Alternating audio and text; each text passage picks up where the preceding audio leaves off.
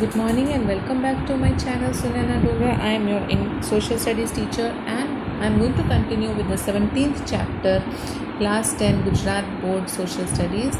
In this we have learnt about the challenges which are faced due to poverty and the unemployment, and what are the schemes that government has undertaken to remove poverty, to eradicate poverty. So in the last topic we have learned about the different schemes and we have covered 5 of those schemes. Now in this topic we are going to continue with those schemes that government has undertaken for the upliftment of the poor. Now over here the 6th point is chief minister village road scheme. Under this, इस scheme के अंतर्गत जितने भी village panchayats हैं उनको help दी जाती है ताकि जितने भी विलेजेस हैं वो आपस में रोड्स के ज़रिए और हाईवेज़ के ज़रिए जुड़ सके, और साथ ही साथ इस स्कीम के अंतर्गत टॉयलेट्स बनाने की योजना जो है, शौचालय बनाने की योजना जो है वो भी इम्प्लीमेंट की जाती है. Then the 7th point is माँ अन्नपूर्णा योजना. इस कार्यक्रम के अंतर्गत जितने भी गरीब फैमिलीज़ हैं, बिलो पॉवर्टी लाइन रहते हैं, फिर वो सिटीज़ में हो या विलेजेस में, हर एक फैमिली को 35 kgs of food grains is supplied every month by the Gujarat government. तो ये माँ अन्नपूर्णा योजना गुजरात गवर्नमेंट के द्वारा चलाई गई योजना है, जिसके अंतर्गत 35 kgs of food grains is supplied to the poor families every month. Now we come to the next part of this. Over here, free of cost food grains are supplied to the poor people, and along with this the poor middle class people are given 5 kgs of grains at low rate. बहुत ही कम rate पर, बहुत ही reasonable rate पर food grains supply की जाती हैं. That is 2 rupees पर kg cost per wheat दी जाती है एंड 3 रुपीज़ पर kg कॉस्ट पर राइस दिए जाते हैं, जिसके अंतर्गत जो फेयर प्राइस शॉप्स हैं, राशन शॉप्स हैं, वहाँ से 3.82 करोड़ पीपल को इस स्कीम के अंतर्गत कवर किया गया है और उनको फूड सिक्योरिटी का बेनिफिट मिला है. अब इस वजह से क्या हुआ है कि जो लोग हैं, गरीब हैं और फूड सबसे बड़ी ज़रूरत है सभी की, उसको पूरा करने के लिए उनको लाखों रुपए खर्च करने पड़ते हैं. लेकिन लो रेट में जो वीट और राइस उनको मिल रहा है, तो naturally they can save the money and that money they can use to purchase the other things that are required to for their homes. तो वो अपना लिविंग स्टैंडर्ड इम्प्रूव कर सकते हैं. जो मनी उन्होंने फूड खरीदने में यूज़ करनी थी, उसे वो लो प्राइस के फूड खरीद कर उसका लाभ ले सकते हैं, और वही पैसे जो बचते हैं उससे वो अपने दूसरी ज़रूरत के सामान को भी खरीद सकते हैं. Then the 8th point is संसद आदर्श ग्राम योजना. इस स्कीम के अंतर्गत stop migration of the people from the villages to the city. जो किसान हैं, गरीब हैं, उनको गांव में और कोई एम्प्लॉयमेंट का ज़रिया नहीं है, तो वो लोग क्या करते हैं, अपने काम को ढूंढने के लिए गांव छोड़कर शहरों में आने लगते हैं. तो ये माइग्रेशन ऑफ द पीपल ना हो, उसे रोकने के लिए संसद आदर्श ग्राम योजना बनाई गई है. इसके अंतर्गत कुछ जो मेंबर्स ऑफ द पार्लियामेंट हैं, वो education, health, employment facilities in the village adopted by them in their constituency. तो पार्लियामेंट के जितने भी मेंबर्स हैं उनको कहा जाता है कि वो अपने एरिया के आसपास जो भी गांव हैं जहां पर बुनियादी सुविधाएं नहीं हैं, वो सुविधाएं वो प्रोवाइड करें और एक गांव को अडॉप्ट करें जो उनकी कंस्टिट्यूंसी में आती है. ऐसे ही किसी एक गांव को वो अडॉप्ट करके वहाँ पर एजुकेशन, हेल्थ और एम्प्लॉयमेंट फैसिलिटीज़ प्रोवाइड करें.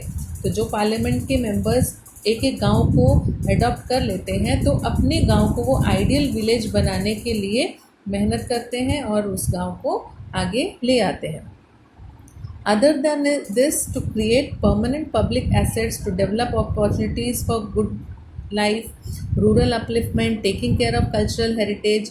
तो हर गांव का अपना जो एक हेरिटेज है, उस हेरिटेज को बचाने के लिए जो हमारा traditional handlooms and cottage industries हैं, उनको बचाने के लिए भी ये योगदान बहुत ही महत्वपूर्ण है. तो इससे क्या होगा, जो एम्प्लॉयमेंट ढूंढने के लिए गांव के लोग शहर में चले जा रहे थे वो अभी शहर में नहीं जाएंगे और अपने गांव में ही रहकर काम करेंगे।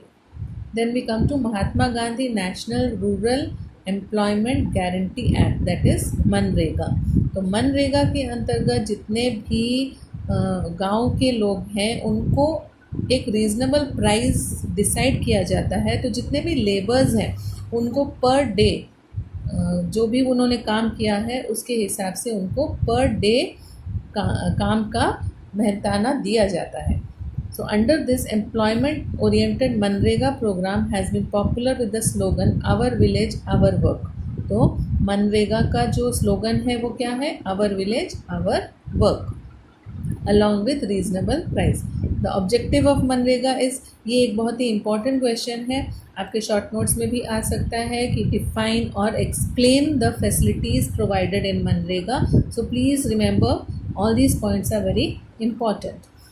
So what is the objective of MNREGA? The objective of MNREGA is to enhance livelihood for families or adult living in rural area of states who can do physical labor through unskilled but are willing to work। तो जो labours हैं गांव में रहते हैं उनके पास skill नहीं है, उनके पास ट्रेनिंग नहीं है, लेकिन फिर भी वो काम कर सकते हैं, वो मेहनत कर सकते हैं, तो उन्हें मनरेगा के अंतर्गत अपॉइंट किया जाता है और उन्हें काम दिया जाता है।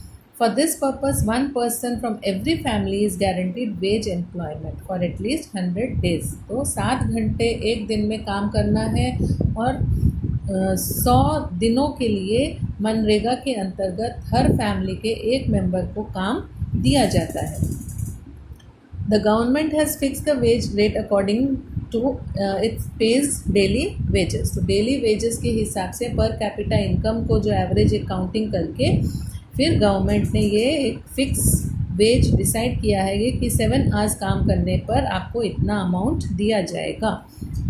If after asking for work government fails to provide employment then as per rule government has to pay unemployment allowance. और अगर मनरेगा में जितने भी लेबर्स हैं या फिर लोग हैं उन्होंने अपने आप को रजिस्टर कर लिया है लेकिन किसी कारणवश गवर्नमेंट जो है वो उनको एम्प्लॉयमेंट नहीं दे पा रही है तो भी गवर्नमेंट को उनको अनएम्प्लॉयमेंट का अलाउंस देना पड़ेगा। उनको कुछ एक अमाउंट फिक्स किया गया है गवर्नमेंट के द्वारा, वो उनको प्रोवाइड करना पड़ेगा because it is very important that the person who is not having any work should have some kind of income.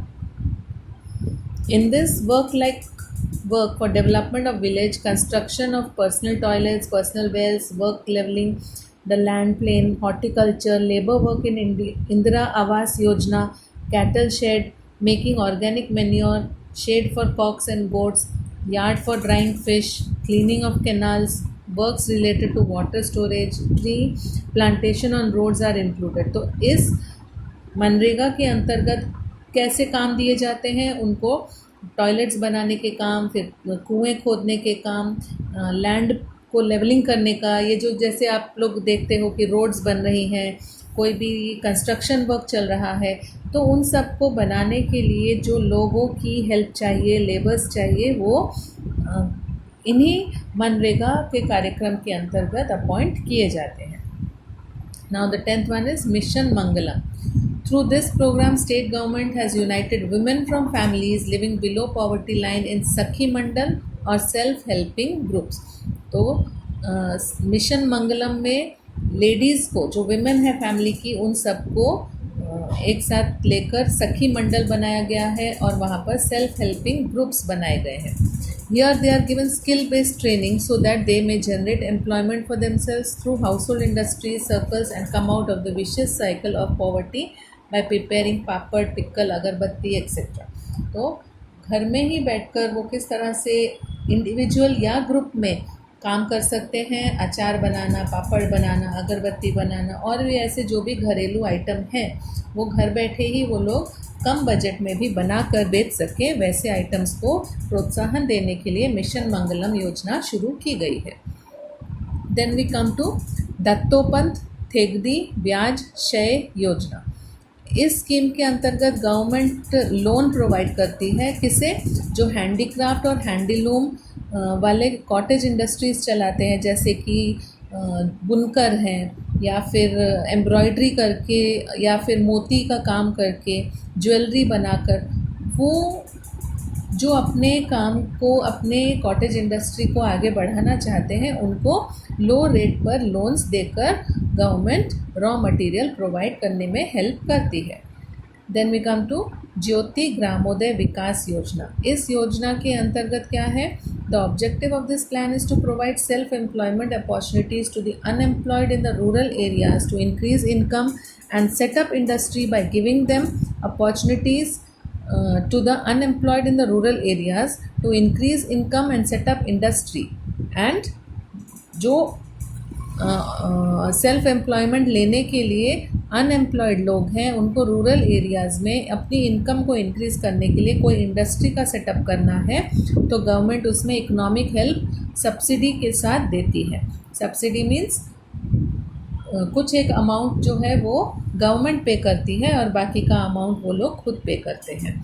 सो इसमें क्या क्या हो सकता है? लाइक इलेक्ट्रिसिटी, लैंड और बाकी के जो भी मशीनरी है वो सब प्रोवाइड करने में गवर्नमेंट हेल्प करती है। With the new idea of startup India, ये हमने बहुत बार सुना है। स्टार्टअप इंडिया मीन्स इंडिया में बनने वाले जो भी चीज़ें हैं उन सबको मार्केट में ज़्यादा प्रोत्साहन देने के लिए ये योजना बनाई गई है। Government provides training, free electricity, land and economic help to the unemployed youth who are interested in setting up industry. तो कोई भी ऐसे यूथ हैं जो इंडस्ट्री बनाना चाहते हैं तो उनको गवर्नमेंट फ्री इलेक्ट्रिसिटी प्रोवाइड करती है, लैंड प्रोवाइड करती है, साथ साथ इकोनॉमिक हेल्प भी देती है, ताकि जो अनएम्प्लॉयड यूथ हैं वो एक इंडस्ट्री का सेटअप कर सके। Then the last one over here is Vajpayee Bankable Yojana. Under this program, urban and rural unemployed of age group 18 to 65 who are educated till 4th standard are given training so that they may set up industry or carry on traditional craft. They are also given finance of fixed amount so that they may generate self-employment. Through Agro Business Policy 2016, state government has implemented plan to provide employment to 10 lakh people by setting up agro food processing unit along with helping in export of processed food products so that poverty may be reduced. तो Vajpayee bankable योजना के अंतर्गत जितने भी urban और rural unemployed लोग हैं जो 18 इयर्स के हैं और 65 इयर्स तक के लोग हैं और जिनको 4th स्टैंडर्ड तक एजुकेशन मिली है, वो ट्रेनिंग लेते हैं और फिर ट्रेनिंग लेकर वो लोग इंडस्ट्री सेटअप करके अपना ट्रेडिशनल क्राफ्ट को कैरी फॉरवर्ड करते हैं। तो उनको फाइनेंशियल हेल्प भी दी जाती है। और इसमें एग्रो बिजनेस पॉलिसी 2016 के अंतर्गत जो स्टेट गवर्नमेंट ने बहुत सारे ऐसे प्लान्स इम्प्लीमेंट किए हैं जिसमें अराउंड 10 लाख पीपल को एग्रो फूड प्रोसेसिंग यूनिट्स बनाने में हेल्प दी गई है। So with this we come to the end of this topic of the different schemes run by government for the upliftment of the poor and to eradicate poverty. Please do like and comment.